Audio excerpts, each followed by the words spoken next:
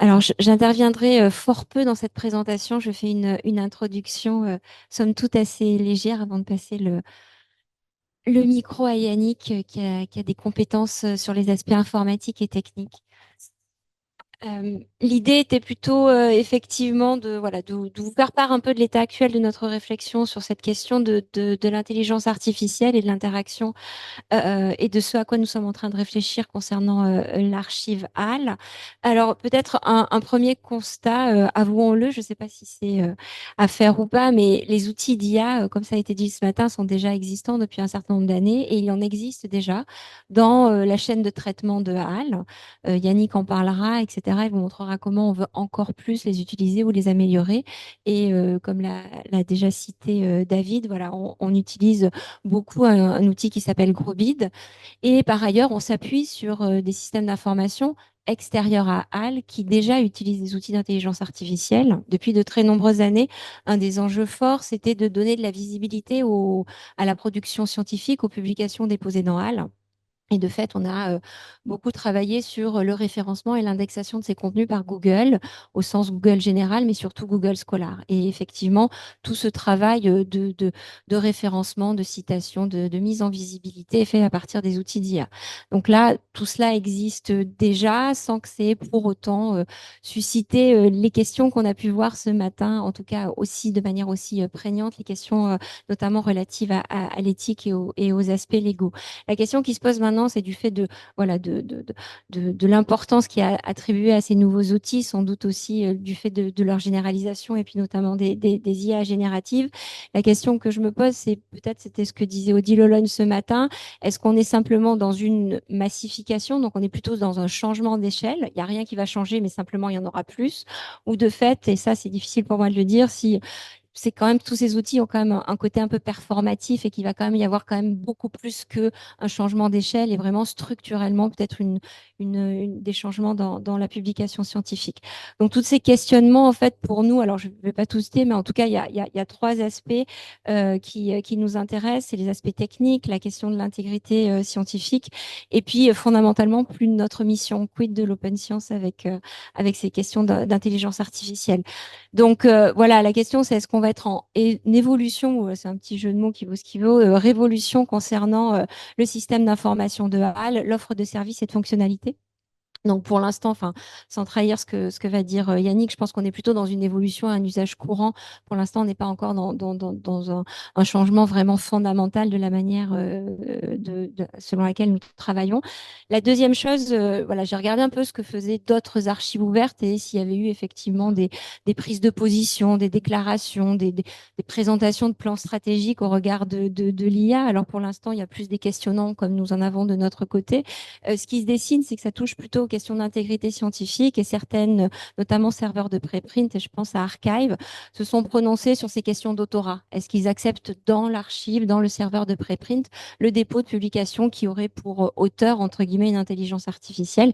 Donc voilà, Archive a pris position sur ces questions-là en défaveur en fait de l'accueil de ce type de publication, comme l'ont pu faire d'autres éditeurs.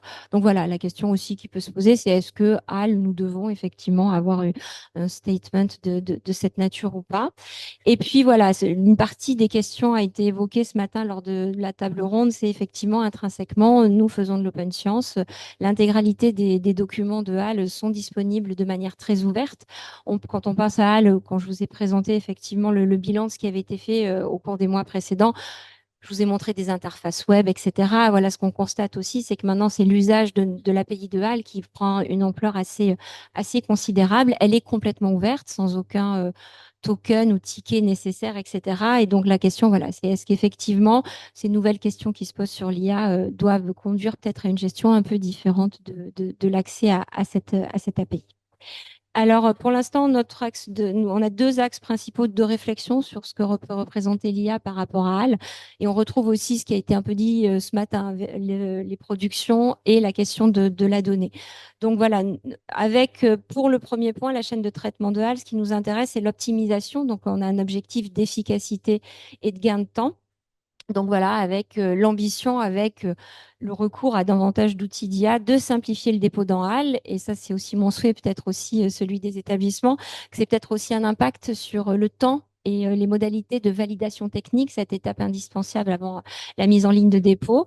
La question de la qualité qui a été évoquée à de nombreuses reprises, voilà, de quelle manière, dans quelle mesure le recours à de tels outils pourrait améliorer la qualité de nos métadonnées et in fine aussi, je vous parlais d'optimisation et d'efficacité, de fait, faciliter, faire gagner du travail aux administrateurs et aux gestionnaires de HAL et tous les intervenants qui travaillent sur la curation des métadonnées. Et puis effectivement, voilà, comment HAL est une base de données de plus en plus riche. Est-ce qu'on pourrait effectivement être un peu plus créatif ou innovant sur les modalités de recherche et d'accès au contenu des documents. Donc voilà, ça c'est les principales pistes de réflexion. Et HAL, c'est des contenus ouverts en croissance constante, etc. Donc voilà, on peut se demander si effectivement, en complément ou en parallèle à l'offre d'accès à ces contenus via l'API, on constitue quelque chose à côté, en fait, hein, peut-être avec des pré-traitements qui pourraient aussi faciliter l'utilisation. Voilà, les réflexions en cours. L'idée aussi, on a été sollicité plutôt par des équipes de recherche jusqu'à présent. Ils font les choses poliment, ils pourraient le faire sans cela, mais ils nous ont sollicité en considérant qu'elle était aussi un bon corpus pour participer à l'entraînement de leur modèle de langue. Donc voilà, est-ce que ça, FI, c'est quelque chose que l'on doit plus clairement affirmer et se positionner? Et puis après, on est plutôt sur de la facilitation de l'accès pour faire de la fouille de texte. Les usages bibliométriques, on se doute en fait que l'utilisation de HAL aussi, ça a été souligné par Cyril Labbé à deux reprises, effectivement. Et puis effectivement, la facilitation des procédures d'évaluation de recherche. Donc voilà, à grands traits, les chantiers sur lesquels nous travaillons. Et je passe la parole à Yannick qui va être plus concret et précis. Merci. Bon, en fait, moi, je vais résumer ma présentation en juste un mot, c'est gros bide au final. C'est l'expérience qu'on a aujourd'hui dans HAL. Donc, si on parle aujourd'hui d'intégration d'outils d'IA dans HAL, bah, c'est vrai que c'est principalement de la machine learning et l'utilisation de l'outil gros bide. Donc, la présentation, je vais parler fortement de gros bide, essayer d'expliquer comment ça fonctionne et aussi comment on a pu participer à l'amélioration en fait de cet outil pour détecter de nouvelles entités nommées. Donc, on verra un petit peu dans la suite comment on a fait ce travail-là. Et après, on verra aussi, donc je vais parler de trois projets, trois, trois modules de GrowBid, donc SoftSide, qui est utilisé dans le cadre du projet SOFAIR. Après, il y a aussi un dataset pour identifier les données. Et puis le troisième, on le verra à la fin. Donc, ce qui est important, c'est que Grobit, c'est une bibliothèque d'apprentissage automatique pour l'extraction, l'analyse et la restructuration de documents PDF en fichiers XML-TEI structurés. C'est créé par une personne, donc Patrice Lopez, qui travaille depuis maintenant très longtemps et qui, depuis 2008, il a commencé à travailler en 2008 sur l'outil. Et puis, l'outil est open source depuis 2011. Et en fait, c'est un outil qu'on a intégré dans HAL depuis maintenant 11 ans. Donc, en 2013, avant la sortie du HAL V3, on a intégré ces outils de gros bid pour justement permettre de faciliter le dépôt dans HAL. Donc, faciliter le dépôt, c'est essayer d'extraire le maximum d'informations pour pré-remplir le formulaire de dépôt pour essayer d'avoir une qualité et une aide à la saisie. Donc, bon, un peu, on va rentrer dans les détails de Grobin, mais pas trop. Ça peut vite devenir compliqué. Mais ce qui est intéressant et important, donc, comme je le disais, c'est un système qui va convertir tout simplement des fichiers PDF en fichiers structurés XML-TEI. C'est basé sur du linéaire CRF. Donc, c'est la méthode qui est utilisée pour justement essayer d'extraire et de segmenter le document en différentes parties. Et ce qui est très intéressant dans Growbit, c'est qu'il utilise une sorte de système de cascade de modèles d'étiquetage de séquences pour analyser le document. Et donc, chacun de ces blocs, donc ce que vous voyez sur le graphe, le schéma à droite, c'est l'ensemble de tous ces modèles d'étiquetage. Donc, il existe différents modèles que l'on va pouvoir entraîner spécifiquement pour certains cas. Par exemple, le premier modèle, qui est la segmentation, qui permet de définir en fait quelles sont les zones du fichier PDF qui correspondent au titre, au contenu, aux références biblio. Donc, c'est ce qui permet de sur cette partie segmentation. Donc, par exemple, si on a de nouveaux fichiers PDF qu'on veut essayer, enfin, qui ne fonctionnent pas très bien par Grobid, on peut les entraîner pour ce modèle en particulier. Après, il y a un autre modèle d'étiquetage qui est aussi intéressant et qui est beaucoup utilisé pour HAL, c'est le header, qui permet de détecter toutes les informations de titre, d'auteur, de résumé, de mots-clés, tout ce qui se trouve en fait sur les deux premières pages en général des PDF. Et puis après, il y a c'est un autre modèle qui concerne toute la partie des références, qui permet à la fin du PDF d'identifier les références bibliographiques, de les structurer correctement et de pouvoir récupérer et le full text qui permet de structurer. Alors, celui-là marche mieux, c'est bon? On va essayer. Donc, le full text qui, lui, va prendre l'intégralité du fichier PDF et le structurer en essayant de définir où se trouvent les zones, les différents types de sections. Il identifie aussi, alors c'est ma voix en fait, il identifie les figures, les tables, les formules et il est en capacité d'extraire tout ça et de structurer ça dans un fichier XML-TEI. Les cas d'utilisation Grobid sont assez multiples. Alors à droite, vous voyez le schéma de la chaîne de traitement finalement de Grobid. On part du PDF, on passe du Grobid, on se retrouve avec un fichier XML-TEI structuré. Euh, Dans les outils que propose Patrice Lopez, il y a aussi des outils qui permettent de partir d'un fichier XML éditeur, donc en général souvent du JATS, et de passer ces feuilles de style pub to TEI qui permettent de sortir le même schéma XML TEI que celui qu'on obtient avec Grobid. Et il a le même système aussi pour les fichiers LaTeX. Donc les différents cas d'utilisation sont assez larges. Donc on parle de la partie extraction d'entête et de métadonnées. On peut aussi faire toute l'analyse des références, la reconnaissance aussi dans des contextes de citation, donc ce qui permet dans un fichier PDF de pouvoir identifier dans le PDF les zones où il y a des mentions de référence et de créer des liens. Trois. Ouais, ça devrait. On va essayer avec celui-là. Donc, la structuration du texte complet, donc comme je le disais, ça permet de partir d'un fichier PDF et de pouvoir le découper et le structurer correctement. Les cas d'usage sont aussi assez variés. On peut créer des PDF augmentés. Donc, ce que proposent aussi ces outils, c'est de rajouter des sortes de couches dans le PDF pour ajouter du contexte. Par exemple, quand on est sur un PDF, qu'on identifie des entités nommées, par exemple des projets ANR ou par exemple des données des logiciels, on peut en survolant avoir les informations. Donc là, ça fonctionne avec un outil, je crois, anti-phishing. Donc je crois, je regarde Ashraf, mais il me semble que c'est ça. On peut aussi avoir une amélioration de l'accessibilité des documents, donc en rajoutant aussi des liens, en rajoutant des choses, donc en augmentant un peu le PDF. Et c'est aussi une bonne source aussi pour tout ce qui est text mining et fouille de données. Donc en partant sur des fichiers XML-TEI, c'est beaucoup plus structuré. Alors c'est vrai que ça ne fonctionne pas avec tous les PDF. Les PDF images, il n'y a pas de système d'OCR dedans, mais en tout cas, ça aujourd'hui, dans HAL, ça répond quand même à une grande partie des PDF qui sont déposés dans HAL.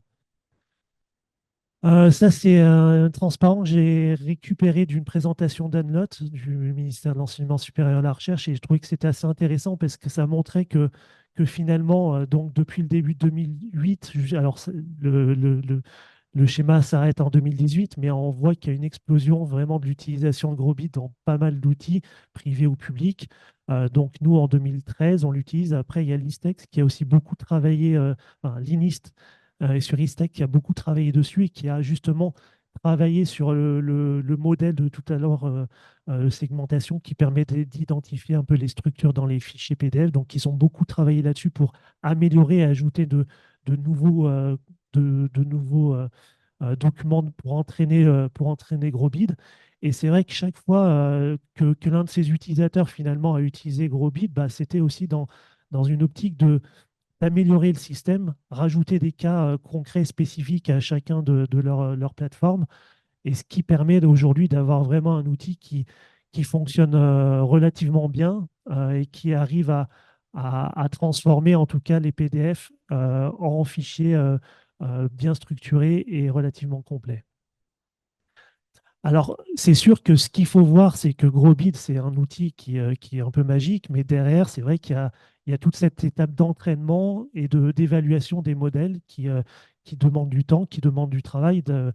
Et il y a des personnes derrière qui peuvent justement améliorer ce système. Donc, Grobit nécessite des données annotées manuellement. Donc, c'est vrai qu'en général, on part d'un PDF, on le transforme en fichier TUI à l'aide de Grobit, donc il fait une pré-annotation. Et après, là, le travail consiste à vérifier ces annotations et à s'assurer, par exemple, que dans cette zone de texte, bah, c'est bien le titre, ça c'est bien un auteur. Et en fait, ça permet d'enrichir la base, enfin, le corpus d'entraînement de Grobit et on refait tourner le système d'entraînement de Grobit et après on évalue si le fonctionnement et l'extraction de toutes ces informations est fiable. Voilà, donc c'est tout un système itératif qui permet au final d'améliorer en continu chacun de ces différents modèles.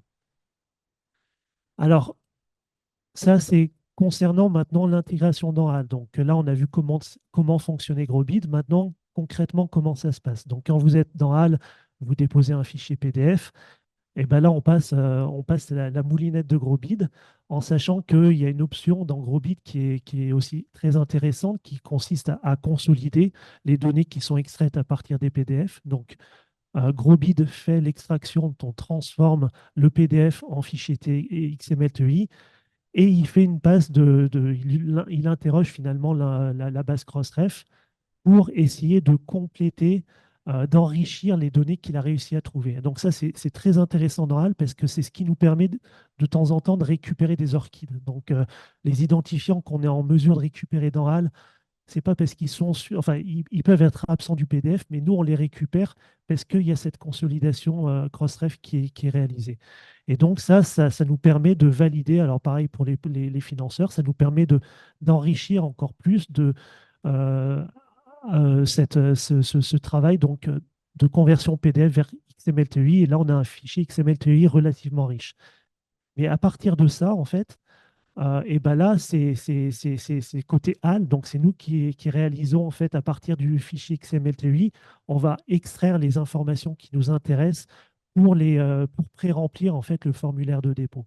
Donc aujourd'hui, on est en mesure donc facilement de récupérer automatiquement certaines métadonnées, donc les métadonnées récupérées, donc on récupère la langue quand toutes ces informations sont présentées, la langue, le titre, le résumé, les mots-clés le DOI, date de publication, volume et page. Ça, c'est des informations, elles sont normalement dans le fichier TUI et on les intègre, on les récupère, on pré-remplit le formulaire de dépôt. Et après, il y a une deuxième catégorie de métadonnées qui sont un peu plus complexes. Ce sont les métadonnées qu'on récupère mais qui sont alignées sur des référentiels de HAL. Et donc, par exemple, là, tout ce qui concerne les auteurs, on récupère des chaînes de caractères, on récupère le nom, le prénom, l'email, l'orchid, le rôle, et puis après, on essaye de faire un mapping avec une correspondance avec les référentiels Auréal. Et c'est vrai que c'est cette partie-là qui est un peu complexe. Donc, parce que forcément, si on a juste un nom, prénom, bon, là, on aura du mal à identifier le bon auteur. Euh, à l'inverse, si on a l'orchide, a priori, on est plutôt sûr d'identifier la bonne personne et donc là, le mapping peut se faire. Pour les affiliations, de ce qu'on récupère de Grobit, c'est uniquement le nom, le pays et l'adresse. Donc après, une fois qu'on a ça, il faut qu'on arrive à rechercher la bonne affiliation. Donc là aussi, on a toute une série d'algorithmes qui permettent d'essayer d'identifier la bonne structure, en fait, en se basant sur ces informations-là, en se basant aussi sur la date de publication. Mais c'est ce qui nous permet au final d'essayer de trouver la bonne structure à associer et ajouter dans le formulaire de dépôt. Après, pour la revue, en général, on trouve l'ISSN et là, la recherche, elle est plutôt simple. C'est une recherche par identifiant assez simple.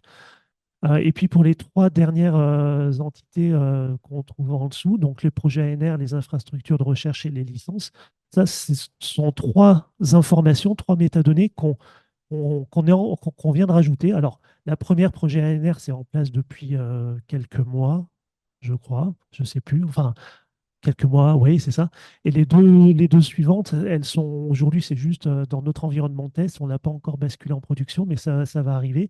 Donc ça, c'est trois nouvelles métadonnées qu'on est venu rajouter. Et ça a été fait dans le cadre du projet Alliance. Et justement, je vais vous expliquer un peu comment ça s'est passé. Donc là, on va prendre l'exemple des projets ANR. Donc, quand pour justement rajouter, parce que Grobid à la base n'était pas forcément, arrivait pas forcément à identifier ces mentions de projet ANR. Donc, ce que l'on a fait, c'est qu'en fait, on est parti sur les premières étapes. La première étape, c'était d'améliorer le corpus Grobid pour le modèle de segmentation afin de mieux reconnaître la section de financeurs. Donc, en général, les mentions de financeurs, on les trouve soit on a une partie funder, soit une partie acknowledgement. Et en fait, on va trouver ces informations de financeurs à l'intérieur de ces sections. Donc, la première étape, c'était d'améliorer le modèle de segmentation, justement, pour essayer de mieux repérer ces sections. Donc ça veut dire qu'il faut trouver des articles où on arrive à identifier les zones où on voit qu'il y a une mention logicielle. Donc en fait, on crée un corpus d'apprentissage. Après, il y a cette annotation manuelle des sections de financement. Alors là, j'ai mis le lien, c'est juste pour vous. Enfin, vous pourrez voir à quoi ça ressemble, en fait, où on a une liste de mentions de financement. Donc où là, on voit dans le texte, ce projet, cet article a été financé par telle agence, et voilà la référence du financeur, du financement. Donc, il y a tout ce travail d'annotation manuelle qui doit être fait, qui est quand même un travail assez important. Et après, on ajoute ce nouveau modèle dans Grobid, et en fait, on fait le système d'entraînement, d'évaluation itérative pour essayer d'avoir quelque chose qui est performant.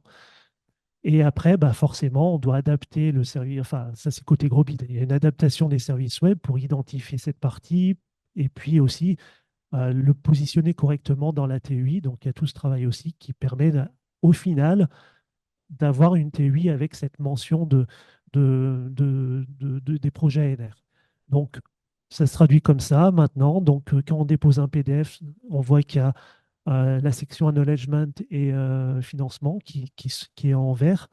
Il y a l'extraction, donc ça, c'est la partie de la TUI qui concerne le financeur. Et puis, nous, en fait, à partir de ce qu'on récupère là, on fait le mapping avec Aureal. Donc là, c'est relativement simple, encore une fois, parce qu'en général, le grand number, donc la référence du projet est relativement bien identifiée dans les PDF. Et donc, on est en mesure de pouvoir aligner ça avec le référentiel au réel des projets ANR. Voilà.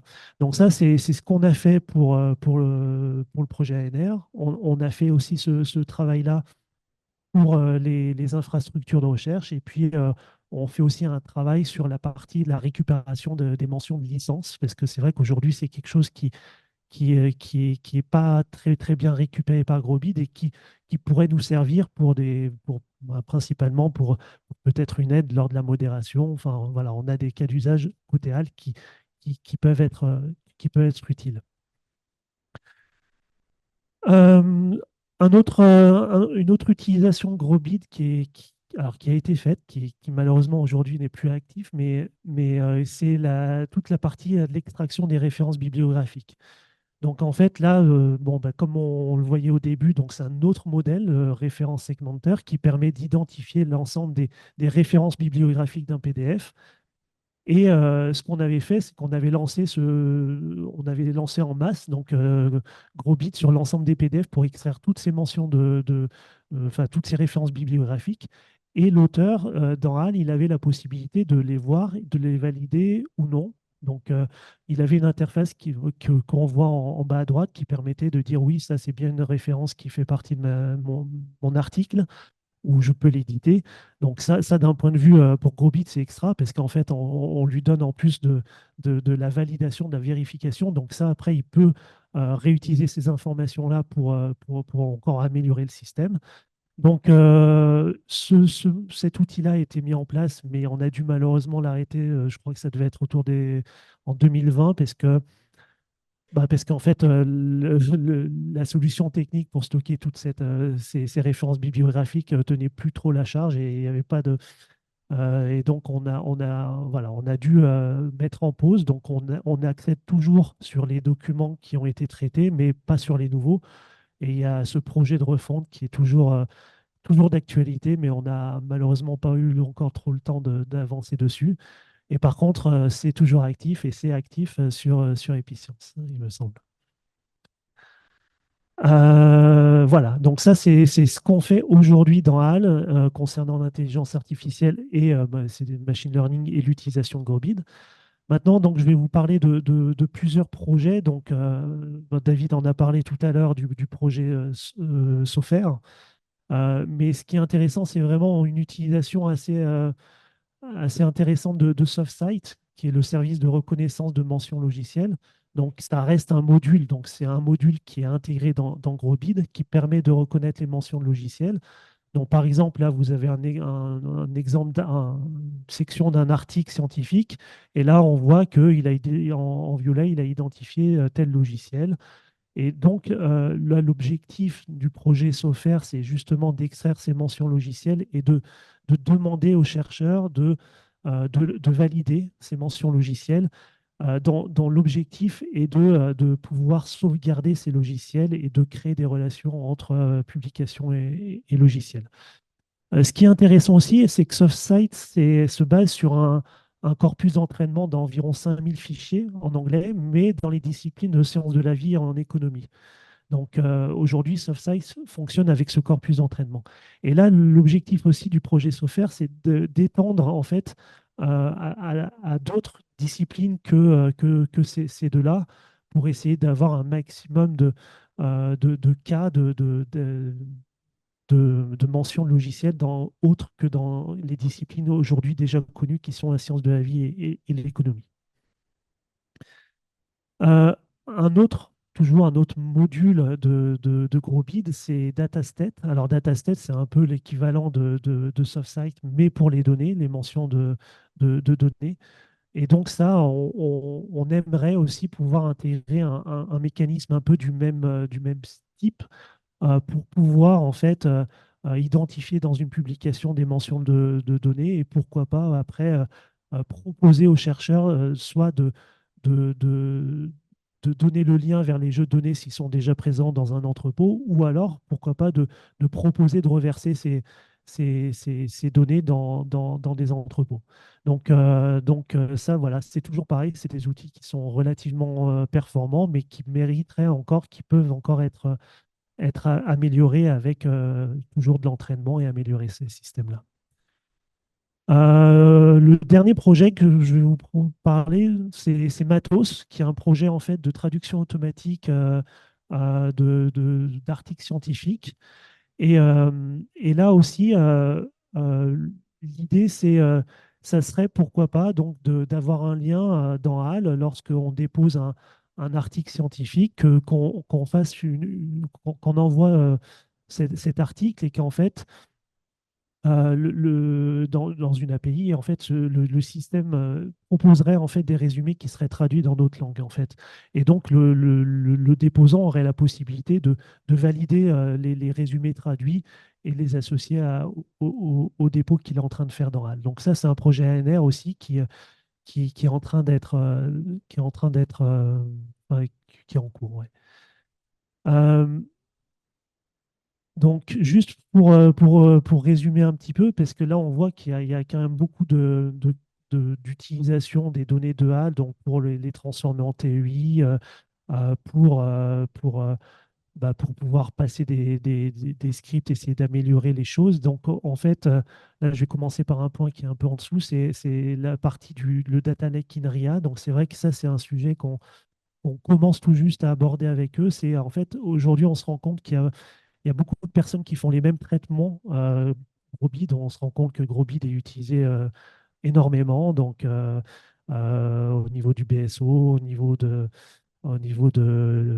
d'Isidore, au niveau de Mathilda. Donc, il y a plein de projets qui, en fait, font exactement les mêmes traitements, donc à savoir récupérer les données de HAL, gros tout ça, passer tout en TEI, et puis après, bah, faire d'autres traitements pour essayer de faire de l'enrichissement.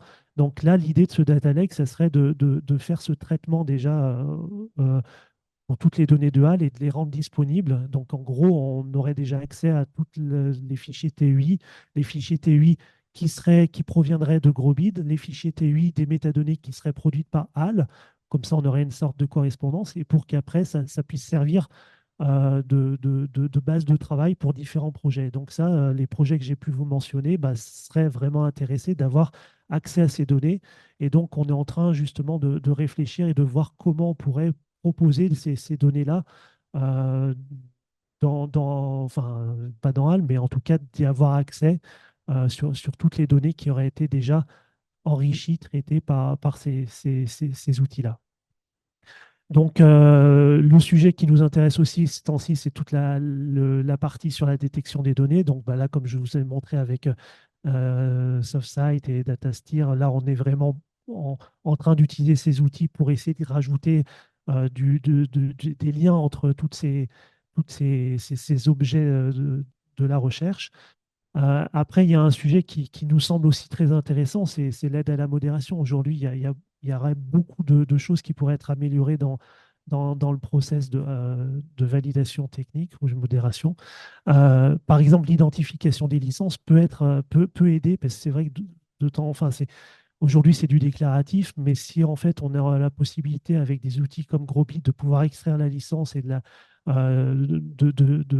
montrer au modérateur les métadonnées saisies et les métadonnées qui seraient extraites directement de Grobit, de pouvoir comparer pour voir si ça colle ou ça pourrait être une aide en tout cas assez intéressante pour les modérateurs. Et puis après, bien sûr, tout ce qui concerne la détection de doublons, où là, je pense qu'il y a quelque chose, il y a un sujet qui pourrait être intéressant en utilisant tous ces outils-là. Un point qui a été abordé ce matin, je crois, c'est sur les PDF où on avait quand même une faible qualité et le PDF reste assez figé, on ne peut pas en faire beaucoup de choses. C'est vrai qu'on pourrait imaginer avec des outils comme Grobid de convertir ça en XML-TUI. Alors, bien sûr, il faudrait vérifier derrière que la conversion se passe bien, mais après, proposer d'autres modèles de diffusion parce qu'une fois qu'on a du XML-TEI, on peut faire beaucoup de choses et donc ce serait quand même des formats qui seraient bien plus accessibles et beaucoup plus utilisables que des PDF. Voilà. Et le service de traduction, on en parlait. Après, un dernier point, alors là, pareil, c'est un sujet qui enfin, on a été contacté par l'IDRIS qui est le Centre national du CNRS pour le calcul de performance et l'intelligence artificielle. Et en fait, ils ont un super calculateur et c'est vrai qu'ils voulaient faire une sorte enfin, c'est pas une preuve de concept, mais pouvoir mettre en place des outils comprenant un agent conversationnel en se basant justement sur les données de HAL pour pouvoir avoir des réponses sourcées. Mais en final, c'est un petit peu ce que propose Core. Voilà. Mais en tout cas, ça serait d'avoir un système un peu similaire en se basant sur les données de HAL. Mais là, pour l'instant, le projet, je crois je ne sais pas forcément trop aujourd'hui où on en est, ce projet. Mais voilà un petit peu ce que l'on peut dire aujourd'hui sur HAL et l'IA. Et voilà, avec une magnifique photo générée par ChatGPT entre HAL et l'IA. Voilà, merci.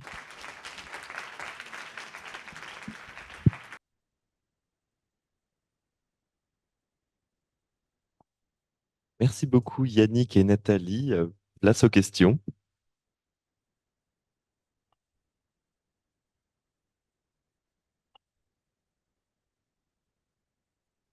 J'ai toujours des questions. Euh, je me demandais si vous aviez un projet d'essayer de récupérer les articles, non pas en PDF, mais dans leur format original.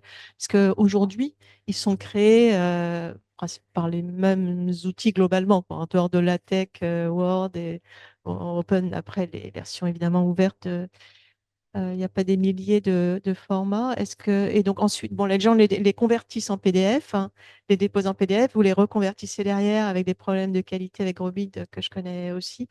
Et du coup, est-ce que vous n'envisagez pas, comme ça a été dit là par David, bon, il traite du DocX aussi, mais éventuellement du LaTeX ou même du XML, puisqu'il y a Aujourd'hui, on a je pense qu'on a une faible proportion de dépôts avec le source LaTeX. C'est vrai que tous les documents qu'on transfère vers Archive, on a forcément les sources LaTeX. Donc, on a quand même les sources sur une partie des documents de HAL, Mais mais c'est possible de le faire, genre, enfin, je l'ignorais, oui, de si, tout à fait. déposer Oui, oui, le oui. source. En fait, Peut-être bien sûr, que plus de communication ouais, pour nos en fait, entités, nos déposants à le faire. de toute façon, les gens qui déposent dans HAL et qui souhaitent transférer vers Archive sont obligés de déposer les sources LaTeX. Donc, tous les dépôts qui sont faits dans HAL et qui sont envoyés sur Archive, on a les sources.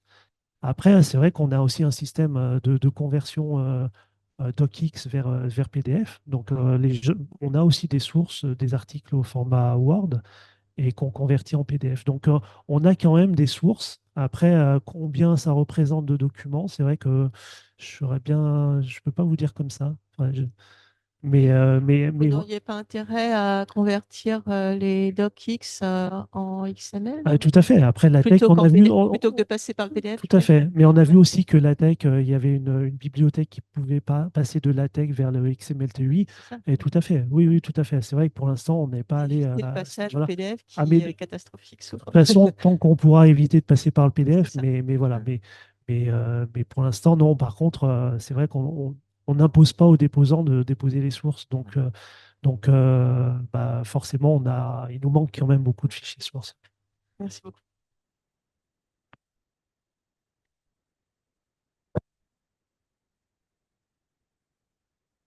Merci. À moins que j'ai raté l'info, j'ai pas l'impression que vous reprenez les classifications métiers. Dans les PDF? Ouais, Non. ça serait Ah ben envisageable. ça, après, si elles, enfin, alors, plusieurs choses. Les classifications sont mentionnées dans les PDF. Ouais, oui, Bah, oui, je dans ce pense cas-là, au il faut qu'on trouve JEL, au MSC, il faut qu'on trouve un corpus. Bah, là, c'est tout le système d'apprentissage. Je suis pas certain que Grobid fasse déjà ce travail-là. Là, j'avoue que je sais pas. Les mots-clés, oui, oui, tout à fait. Ah, les mots-clés auteurs. Non, je parle des Non, codes oui, oui. classification. Non, non, bah, ça, JEL, il faudrait, MSC, non, non, tout ça, il faudrait qu'on. mais ils sont normalisés déjà, c'est pour Oui, ça oui. que ça me paraissait. Mais ça, il me semble pas que Grobid le fasse aujourd'hui. Donc, à mon avis, si on veut ajouter ça, bah, c'est comme ce qu'on a fait sur les projets, les financeurs, c'est trouver un corpus d'entraînement à noter et puis après, entraîner le système. Donc, techniquement, c'est possible, mais c'est vrai que c'est pas quelque chose qu'on a fait aujourd'hui.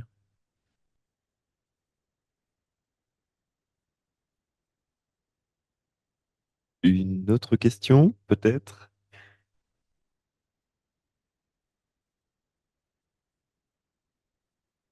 Non.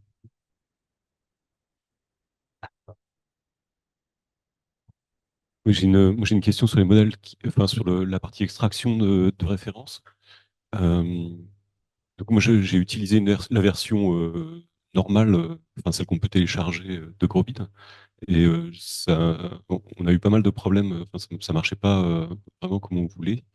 Et du coup, là, enfin, est-ce que vous, les versions que vous avez entraînées, vous, sont en fait mis dans la version publique? Et donc, est-ce qu'il y aurait moyen Non, de travailler c'est vrai pour que récupérer ça, ça? c'est un sujet qu'on avait évoqué avec Patrice. C'est vrai qu'aujourd'hui, toutes les citations, les références biblio plutôt qui ont été identifiées, remontées, qui ont été validées par les auteurs, ça c'est vraiment une source intéressante pour réentraîner. Mais pour l'instant, en fait, c'est juste stocké, enfin on a ces infos, mais on n'a pas encore refait le travail de rentraînement. Mais ça, il faudrait qu'on voit, c'est un sujet à voir avec l'équipe Grobid. Ouais.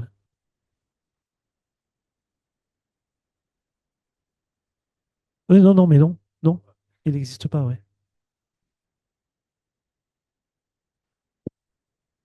Une autre question?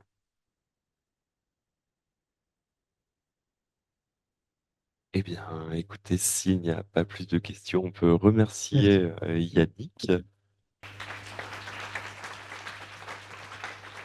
Bien, bah écoutez, nous voilà à la fin de ces 2 journées, de cette deuxième réunion de notre assemblée en présentiel. Donc voilà, Je souhaitais remercier Hélène, je ne sais pas si c'est...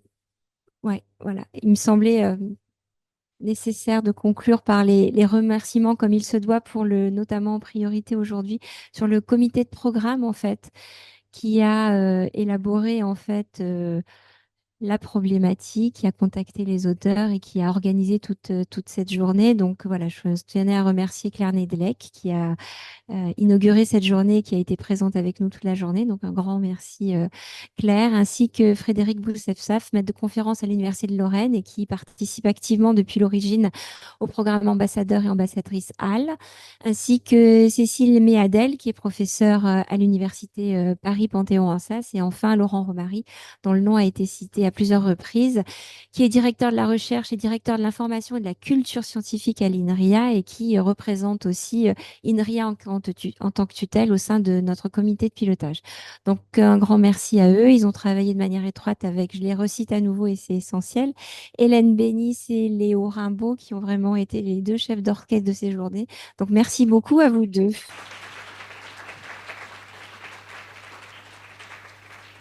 Et un tout dernier mot de conclusion pour vous souhaiter un bon retour chez vous et de vous dire à très vite sous différentes formes, ici, en ligne, etc. Et au plaisir d'échanger avec vous pour continuer à travailler ensemble. Bonne fin de journée.